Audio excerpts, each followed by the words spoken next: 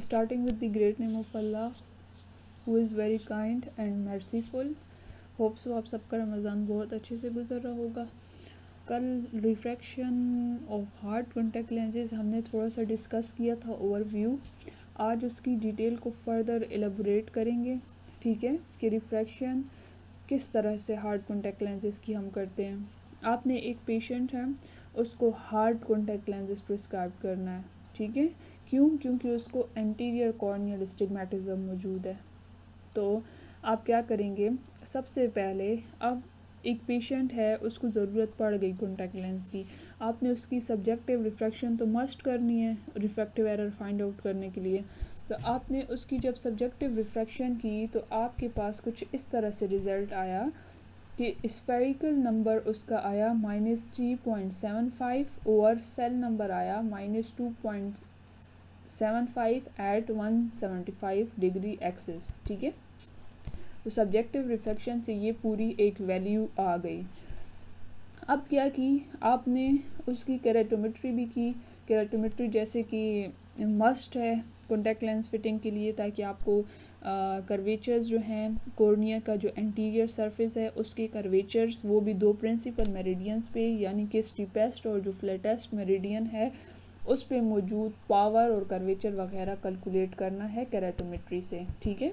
ये जस्ट आपको anterior surface का कर्वेचर और पावर वगैरह जो है वो दे रहा होता है। तो उससे क्या हुआ कि आपको एक कर्वेचर पे 7.94 mm एट 175 और पावर जो है 42.50 डायोप्टर मिली, जबकि दूसरे मेरिडियन पे जो कि 7.34 mm एट 85 डिग्री और जो पावर थी वो कितनी आई थी 46 डायोप्टर।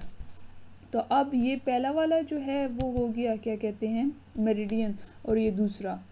तो अभी आप लोग लास्ट लेक्चर अगर सुना हो तो आप लोगों को पता होगा कि इन दोनों में से स्टीप मेरिडियन कौन सा है। तो जिसकी पावर ज़्यादा होती है वो स्टीप मेरिडियन होता है, ठीक है, और जिसकी पावर कम होती है वो फ्लैट मेरिडियन होता है। ये इस तरह से याद करना है। स्टीप में क्या होती है, जिसकी पावर ज़्यादा होती है वो स्टीप मेरिडियन को शो कर रहा होता है। अब ये दो चीज़ें आपको मिल गई हैं, सब्जेक्टिव रिफ्रैक्शन भी कर ली और केराटोमेट्री भी कर ली। ये दो चीज़ें कर ली तो अभी आपको अंदाज़ा होगा कि पेशेंट को टोटल एस्टिग्मेटिज्म कितना है, रेजिडुअल कितना है और कॉर्नियल कितना है। रेजिडुअल एस्टिग्मेटिज्म तो आप लोग समझते होंगे, जो जितना एस्टिग्मेटिज्म बाकी रह जाता है। लाइक आपने क्या किया कि एक कॉर्नियल एस्टिग्मेटिज्म है जो कि केराटोमेट्री से आ गया, एक टोटल एस्टिग्मेटिज्म है जो कि सब्जेक्टिव रिफ्रैक्शन से आ गया। अब टोटल में से कॉर्नियल एस्टिग्मेटिज्म को जब आप सब्ट्रैक्ट करते हैं तो आपके पास क्या आ जाता है, रेजिडुअल एस्टिग्मेटिज्म आ जाता है। और रेजिडुअल एस्टिग्मेटिज्म को लेंटिक्यूलर एस्टिग्मेटिज्म भी कहते हैं, ठीक हो गया, जो लेंस का एस्टिग्मेटिज्म होता है, ठीक है। तो ये बात बताई जा रही है। अब टोटल एस्टिग्मेटिज्म ये वाला होता है, पूरी की पूरी ये सिलेंड्रिकल वैल्यू जो है वो आपने उठा ली है। क्यों? सेल नंबर हम किस लिए देते हैं, एस्टिग्मेटिज्म के लिए देते हैं। तो उसमें आपके पास ये फुल एक रीडिंग जो है वो आ गई है। फिर कॉर्नियल एस्टिग्मेटिज्म आपके पास किस तरह से आता है कि यहाँ पर 46 जो कि एक मेरिडियन की पावर है और 42.50 जो कि दूसरे मेरिडियन की पावर है। तो ज़्यादा में से कम वाले को माइनस कर देते हैं, तो ये किस तरह से आ जाएगा, 10 में से 5 गया 5 और यहाँ पर हमारे पास 5 रह गया, 5 में से 2 गया 3 और यहाँ पर 0.44 कैंसिल आउट हो गए। तो आपके पास आ गया -3.50 डायोप्टर सेल, ठीक हो गया। कहाँ पे मौजूद है corneal astigmatism, 3.50 dioptre cyl at 175 degree axis. अब 175 डिग्री एक्सिस हमने क्यों लगाया, क्योंकि मैंने आपको लास्ट वीडियो में बताया था कि एक्सिस हम हमेशा किसका लेते हैं, जो फ्लैट मेरिडियन होता है उसका लेते हैं, ठीक हो गया।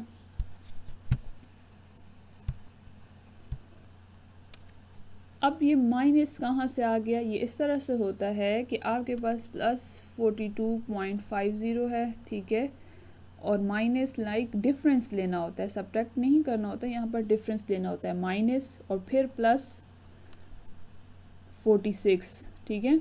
तो 42 अपनी जगह पे आ जाएगा, प्लस माइनस जो है वो माइनस हो जाता है, 46 अपनी जगह पे।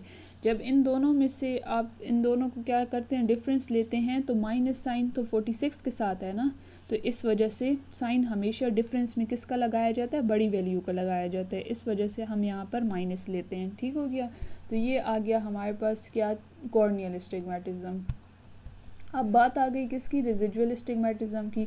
तो वो तो आपको नाम से ही ज़ाहिर है कि टोटल में से अगर आप इस कॉर्नियल एस्टिग्मेटिज्म को सब्ट्रैक्ट कर देंगे तो आपके पास क्या आ जाएगा, रेजिडुअल एस्टिग्मेटिज्म आ जाएगा, ठीक हो गया। तो अब देखिए हमारे पास जो रेजिडुअल एस्टिग्मेटिज्म है वो किस तरह से आएगा कि आपने कॉर्नियल एस्टिग्मेटिज्म को लेना है, ठीक है। यहाँ पर क्या आ गया, कॉर्नियल एस्टिग्मेटिज्म, साथ में आपने क्या लेना है, रेजिडुअल एस्टिग्मेटिज्म लेना है, लेकिन उन दोनों का क्या करना है, आपने डिफरेंस लेना है, ठीक है। तो डिफरेंस में क्या होता है, यहाँ पर माइनस होता है और यहाँ पर माइनस आ गया और ये इसका अपना माइनस हो गया, तो माइनस माइनस क्या हो गया, प्लस हो गया हमारे पास। जब इन दोनों में से आपने इसको सब्ट्रैक्ट किया तो आपके पास 0.75 आ जाएगा। तो रेजिडुअल एस्टिग्मेटिज्म कितना आ गया आपके पास, माइनस 0.75 सेल एट 85 डिग्री, ठीक है। तो हम सिलेंड्रिकल नंबर ज़्यादातर माइनस में ले रहे होते हैं, ठीक है। इस वजह से हमने इस तरह से एडजस्टमेंट्स करनी होती हैं कि यहाँ पे भी माइनस आ जाए और कॉर्नियल एस्टिग्मेटिज्म के साथ भी माइनस आ जाए, ताकि जो सेल नंबर है वो माइनस में हो, ओके हो गया। तो ये सारी चीज़ थी, ये करैटोमेट्री रीडिंग थी। सेकंड वाली जो थी ये सब्जेक्टिव रिफ्रैक्शन थी, जो कि सब्जेक्टिव रिफ्रैक्शन से आ जाएगी, करैटोमेट्री से ये आ जाएगी।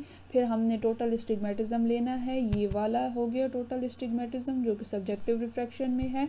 फिर हमने कॉर्नियल एस्टिग्मेटिज्म, इन दोनों के डिफरेंस से लेना है। तो फिर उसके बाद टोटल एस्टिग्मेटिज्म और कॉर्नियल एस्टिग्मेटिज्म से दोबारा से डिफरेंस लेंगे तो रेजिडुअल एस्टिग्मेटिज्म आ जाएगा। जो टोटल एस्टिग्मेटिज्म का एक्सिस होता है वो वही होता है जो कि प्रिस्क्रिप्शन में गिवन है सब्जेक्टिव, और जो कॉर्नियल एस्टिग्मेटिज्म का सिलेंडर होता है, सिलेंडर जिस एक्सिस पे दिया जाता है वो हमारे पास फ्लैट मेरिडियन से आता है। लेकिन रेजिडुअल एस्टिग्मेटिज्म का क्या होगा कि जो एक्सिस आपने ले लिया वो तो हो गया, जो बाकी रह गया वो किसका आ जाएगा, रेजिडुअल का, जो कि 85 है यहाँ पर मौजूद था, ठीक है। स्टीप मेरिडियन के साथ जो मौजूद था वो वाला यहाँ पे आ जाएगा। होप सो समझ आ गई होगी।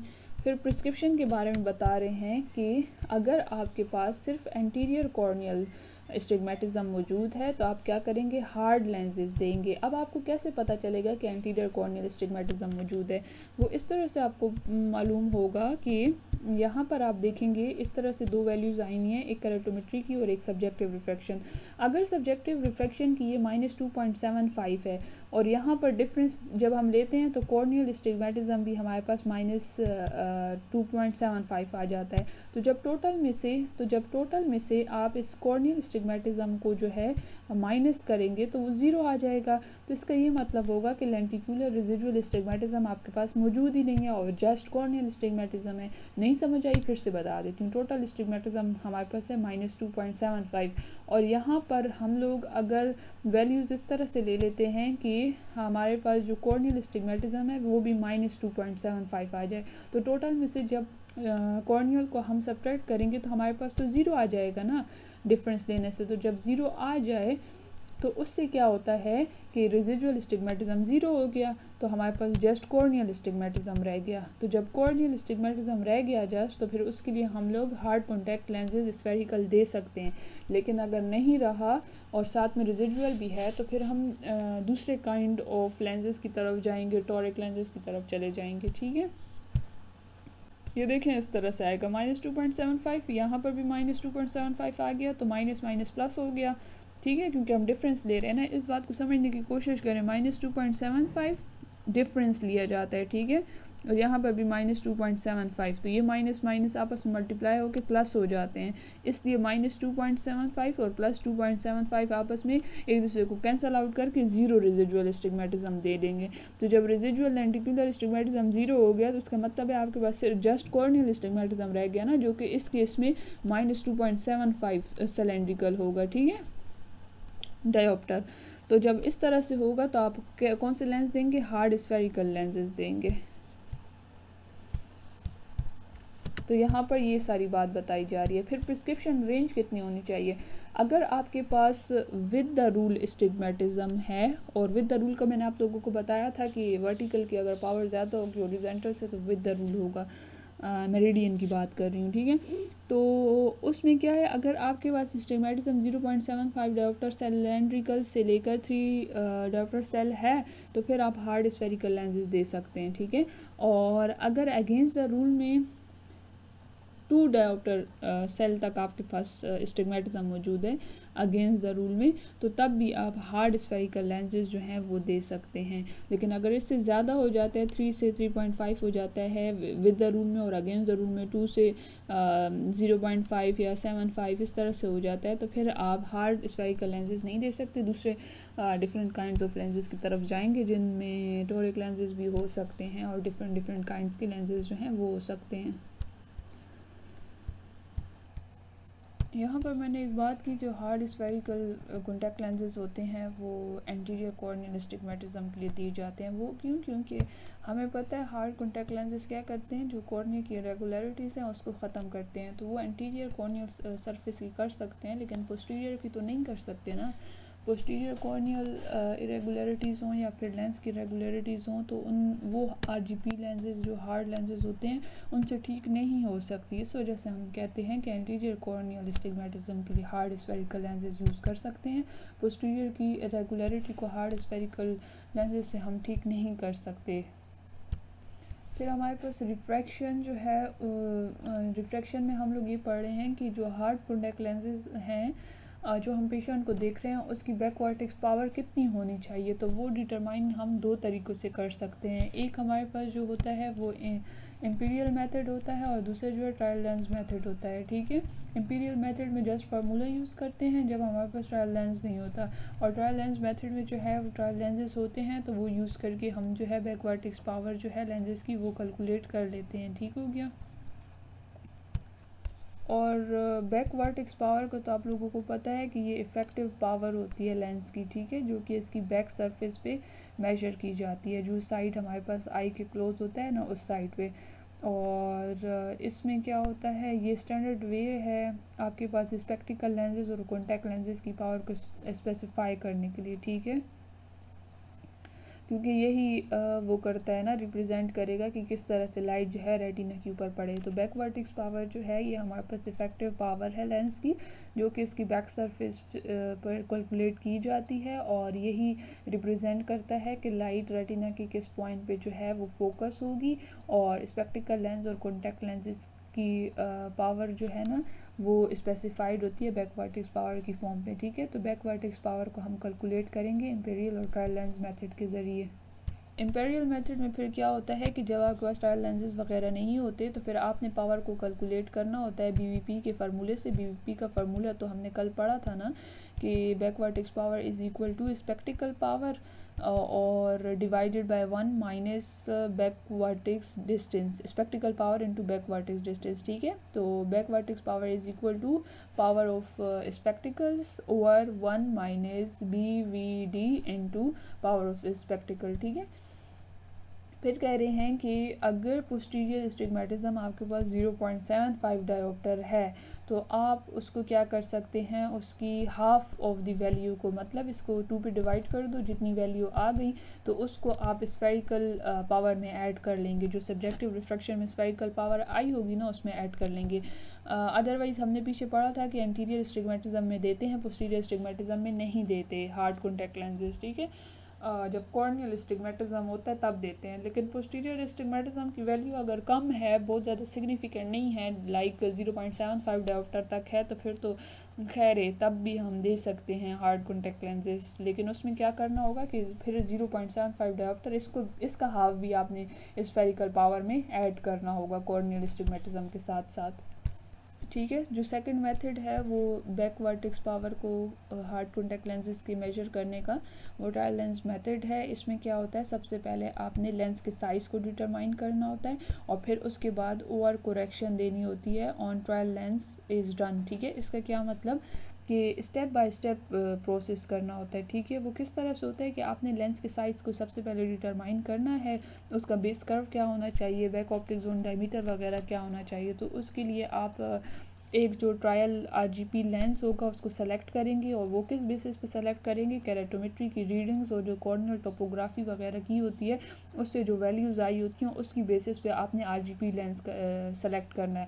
उसका एक स्पेसिफिक बेस कर्व चूज़ करना है जो कि आपके कॉर्निया के साइज़ के साथ मैच करे या फिर उससे स्लाइटली फ्लैट हो, ठीक है।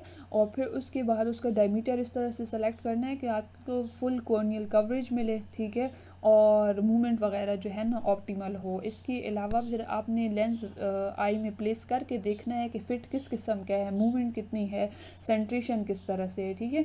ये सारी चीज़ें कर ली और अभी आपने देख लिया कि बेस्ट फिटेड ट्रियल लेंस आपको मिल गया, ठीक है।